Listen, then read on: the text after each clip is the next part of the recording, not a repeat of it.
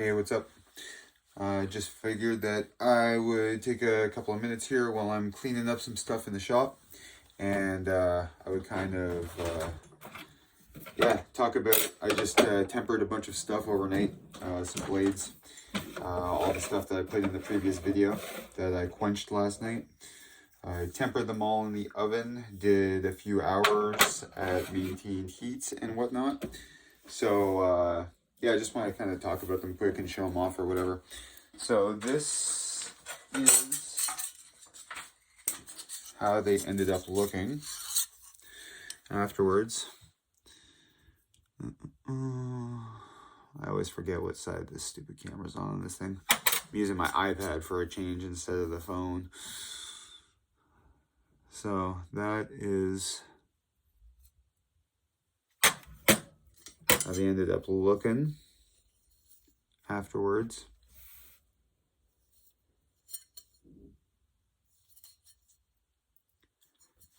And my favorite of all,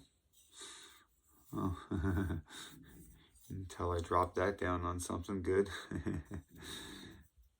I'm never really too gentle with these things after they've been tempered. That's what they're supposed to be, tough. And if they're not, well, I'd rather it have something happen or break on me. Anyways, so the reason that it changes the color like that, if you've ever done any kind of heat treating on steel or anything like that, you obviously know that it changes color. The hotter it gets, the darker it gets, and then it will eventually get past these colors, go to a very silvery blue, and then go back to almost just like a dark gray even after that. So at different temperatures, different composite steels will change these colors, and they'll basically take on different characteristics and whatnot. I keep a chart around, I don't know where it is right now. I basically got most of that stuff pretty much kind of in my head now at this point.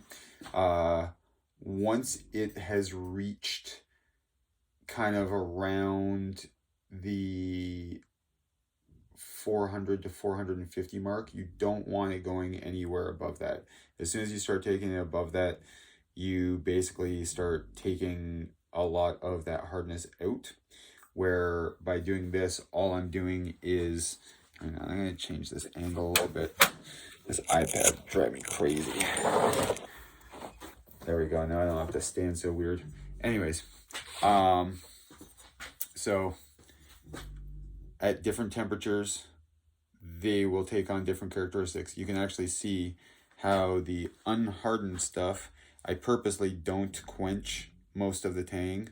That way, if I need to do any modifications with drilling or anything like that, it's never usually quite such a problem.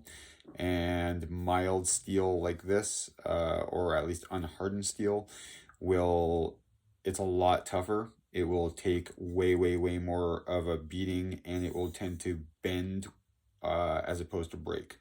So it tends to make a lot more rigidity into the back end of it. Sometimes I even try to keep it so that part of the top of the spine doesn't actually get quenched too. But this guy was so big and such an awkward shape that when I went to put it in, it just kind of happened anyways. But yeah, so the chart, actually here, I'll see if I can find it real quick. Give me 1 second here. There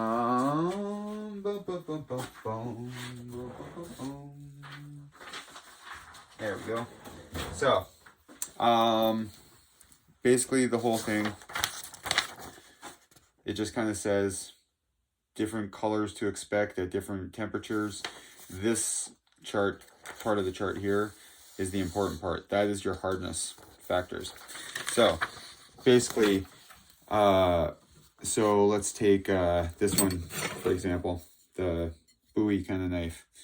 So it has that kind of still hints of the kind of golden brown straw color gone into spotty bits of purple and whatnot. A base layer of like kind of purplish, but the dark purple kind of spots everywhere.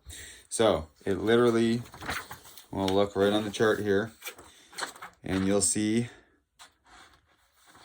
brown with purple spots and light purple.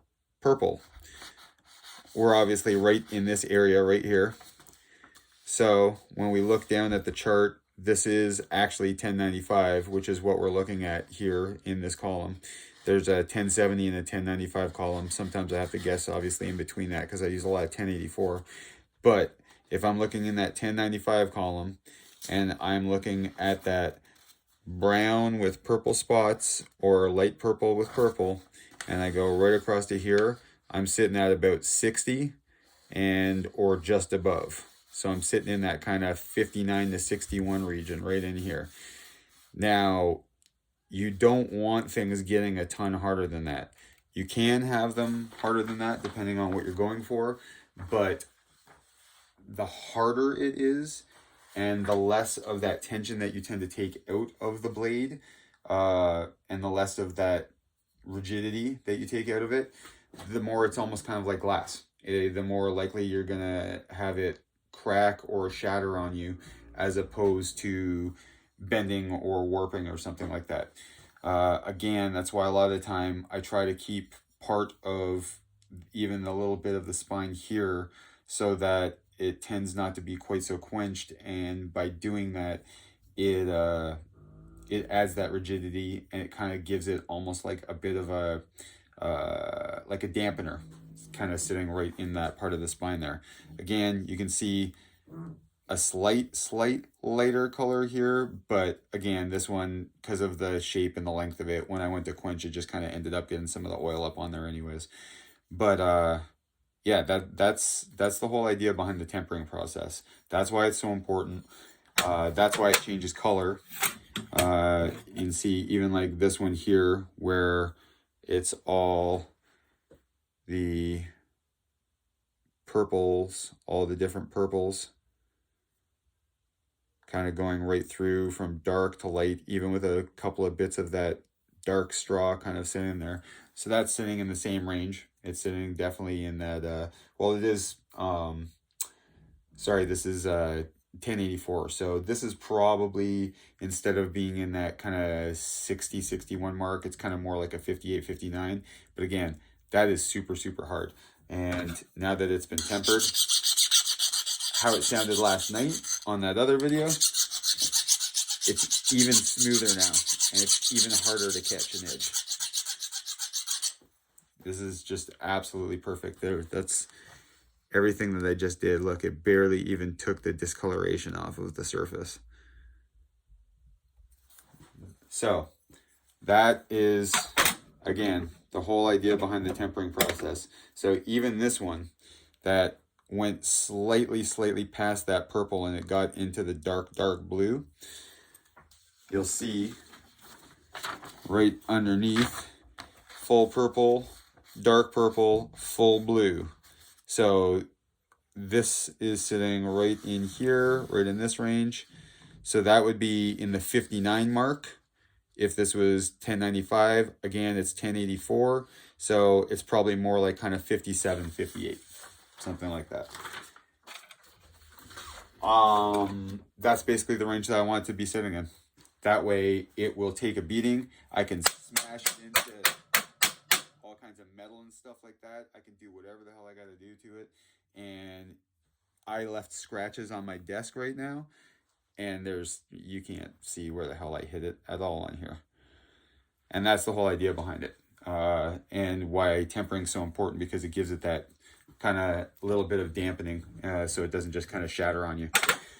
So yeah, that's all. I just kind of wanted to have a quick little check-in. I'm going to work on the handles on these things now. Well, first I'm going to sand them down a little bit. It's going to take a bunch of that color back out of it and get it back to nice and shiny and whatnot. But you can see that just kind of lightly sanded it last night. There's still a little bit of the forged scale and the marking from the quenching process and stuff on there. I kind of like the way some of that looks. I might actually leave some of it up towards the spine. But yeah, I got to just sand through all of these real quick and get them all nice and smooth. I'm going to start the edges and bevels on them.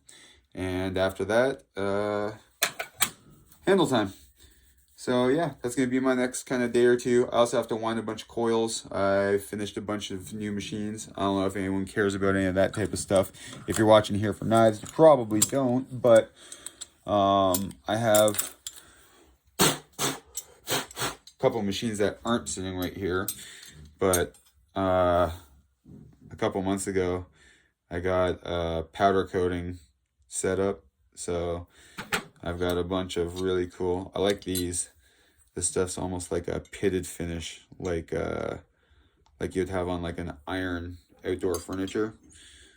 The inside actually, unfortunately, came out even better than the outside, but I like the look of that a lot.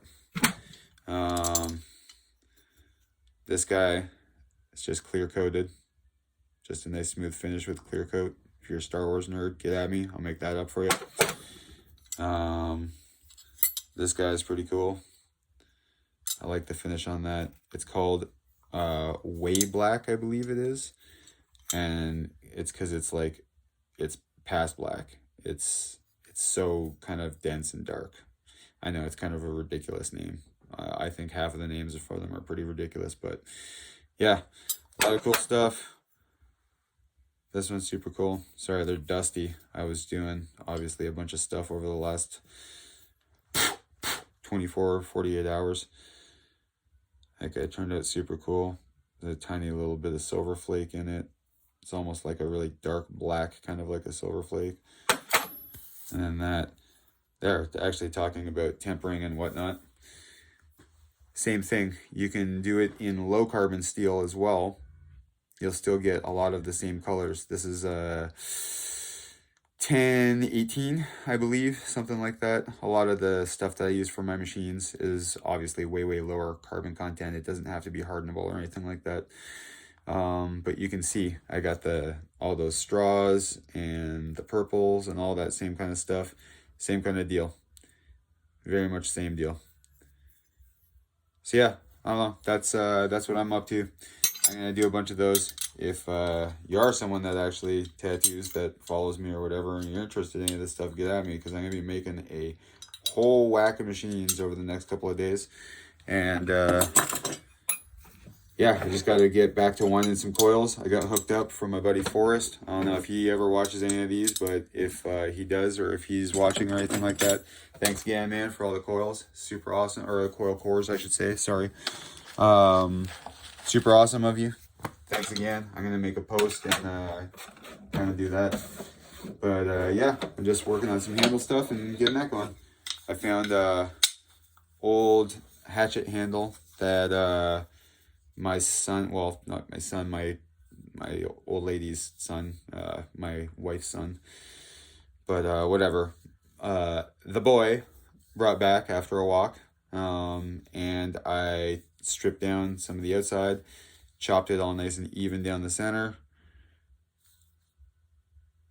and smoothed it all out on the inside, smoothed it all out on the outside. It says, what does it say here? Striker or something like that. I guess that was part of the brand or the model or something like that the hatchet was, or the axe was. But I really like this kind of patterning.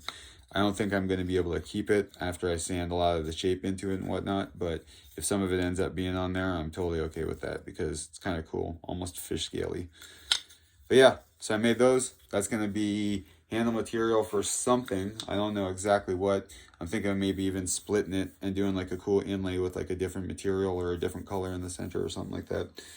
But yeah, that's what I'm up to the rest of the day. Hope all you guys are having an awesome day too. And yeah, I'll check in maybe tonight or tomorrow with some handled up stuff, and maybe even already sharpened, and show you chopping some things up. Have a good night, everybody. Later.